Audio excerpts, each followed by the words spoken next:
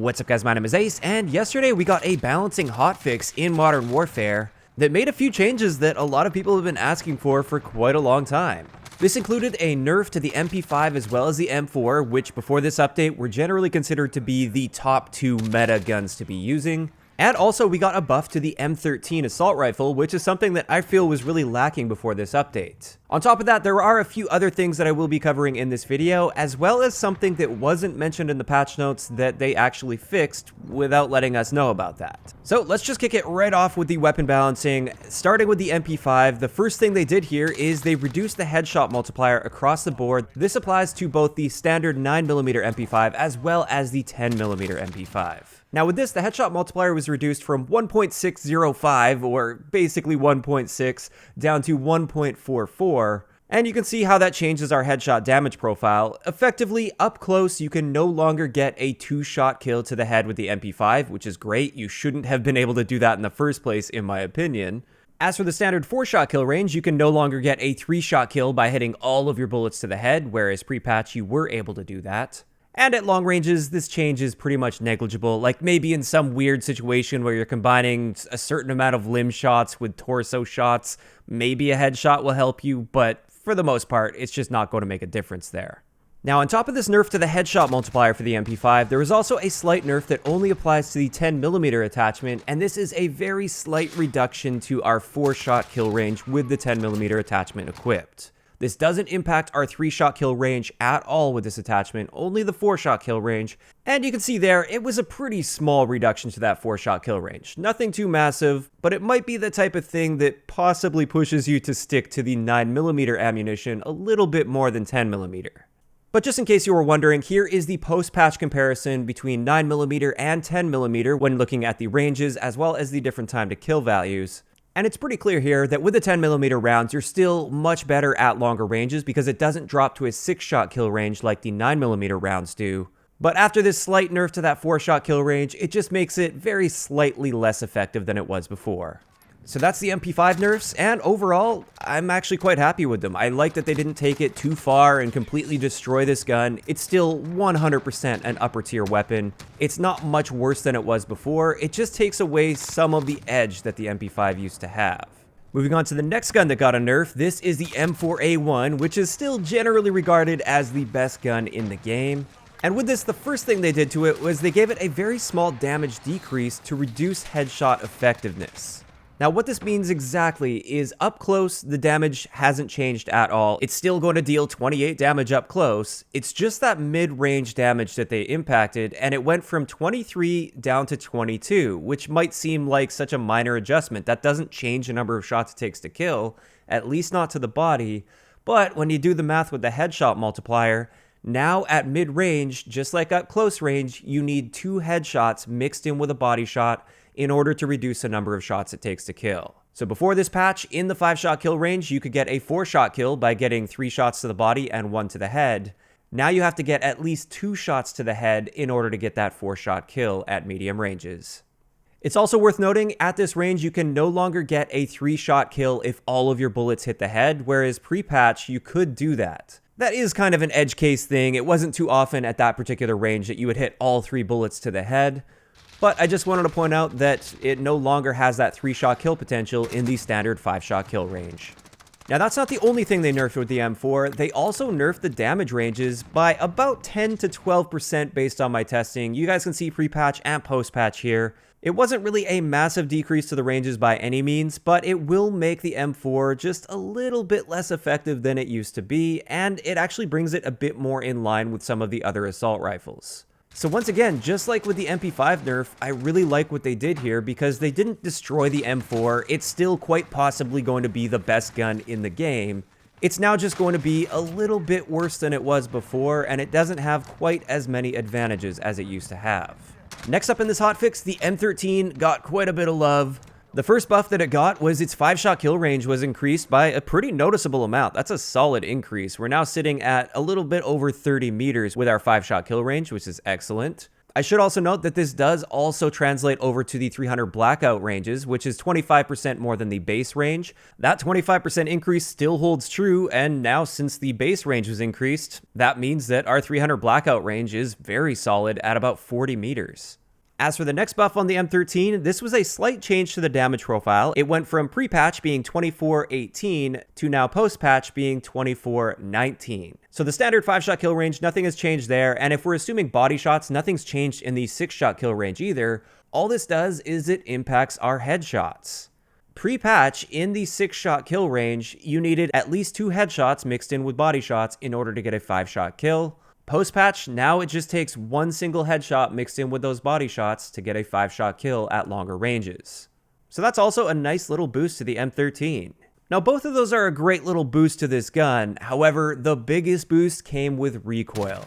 The patch notes stated a small reduction to the horizontal recoil, but when you look at the comparison here side by side, that is not a small reduction by any means. This gun no longer has that practically flat horizontal recoil after the first handful of shots.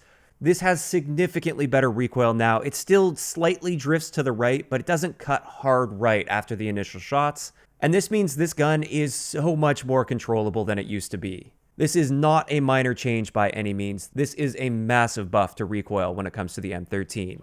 So overall, the M13 still doesn't really excel in the base time to kill department, but with these buffs that it got, it is significantly easier to handle and just overall more usable than it used to be, and this is definitely going to help it compete so much more with the other assault rifles that beat it out in time to kill.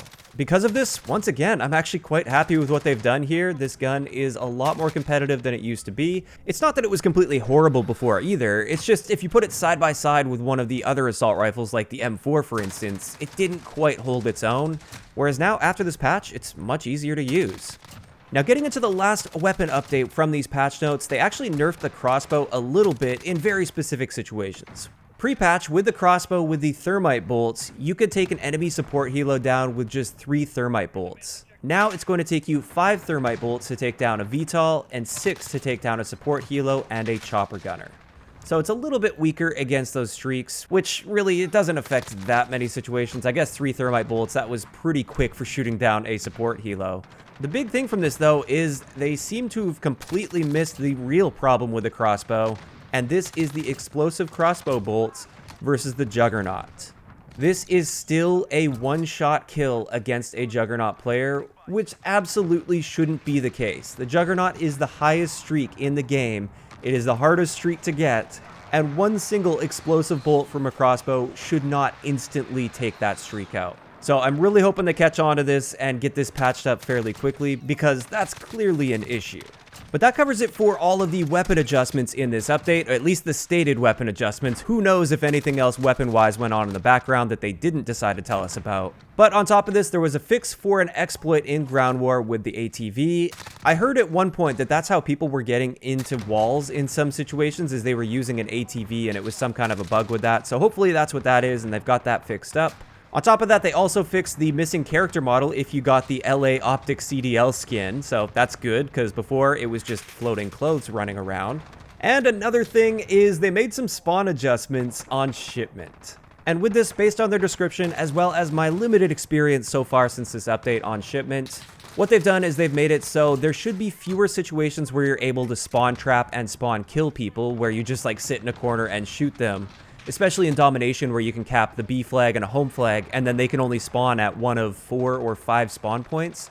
Now they've made it so spawns will flip a lot easier, so there's much less reliance on the flag that you're holding in Domination, for instance, on shipment. And like I said, this just trades one issue for another. Now, instead of spawn trapping and spawn killing people, people are just going to be spawning all over the place, all the time, and it's just complete random chaos. That's been my experience with it since this update, at least. And really, without proper map adjustments, this isn't ever going to get fixed. This is probably the best they're going to get when it comes to the spawns on this map without adjusting things. Really, the only way to make this better would be to once again angle those shipping containers like they always were in previous Call of Duty games, to give a couple extra safe spawn locations and to cut off lines of sight from corner to corner. And that's the only way I can see them getting spawns properly under control on this map. Until then, the spawns are just going to suck no matter what. So those are the important things that were stated in the patch notes that were fixed or adjusted with this hotfix. However, there is one other important thing that they fixed without mentioning this at all. I don't know if they even realized it was broken at first, but if you guys remember from the last title update that we got last week, they made it so with field upgrades, playing the objective no longer contributed to charging that field upgrade. So if you were playing domination, for instance, and you captured a flag, it wouldn't help charge up your field upgrade. This has now been fixed, so playing the objective will once again help you towards your field upgrade. And that's great news. I do think this was likely just an unintended bug with the title update, and it is good to see that they got on top of it pretty quickly to get it fixed. But with that, that's going to wrap it up for today's video. Overall, as far as a quick hotfix goes, I'm actually very pleased with this update, and that's not something I've been able to say at all with this game so far. I think the weapon changes they made were very appropriate. They didn't take things too far. They weren't also useless at the same time. And it is also nice to see some fixes for other little issues that we had. Now, having said this, I still don't know for sure with this update if they properly fixed the really big issue in the community, and this is that error code that would pop up when booting up the game that would prompt you to reset your stats in order to get into the game. I actually ran into this yesterday. I just completely deleted the game and re-downloaded and reinstalled it, and that did work for me, but that was a really big issue. I'm not too sure if this hotfix did fix that. If it didn't, I really hope they get on top of this soon, because that is far more important than any kind of weapon balancing or minor bug fixes, because there are still people today that haven't been able to play since the last title update because of this bug. But putting that aside, I think this was a very good hotfix. Of course, though, that's just my opinion. I'd like to know in the comment section below, what do you guys think about this hotfix? Do you think it's a good one, bad one? Are you kind of indifferent? Just let me know down below. If you enjoyed the video, a like rating is always appreciated, and don't forget to subscribe for more if you haven't already. I'll talk to you guys next time.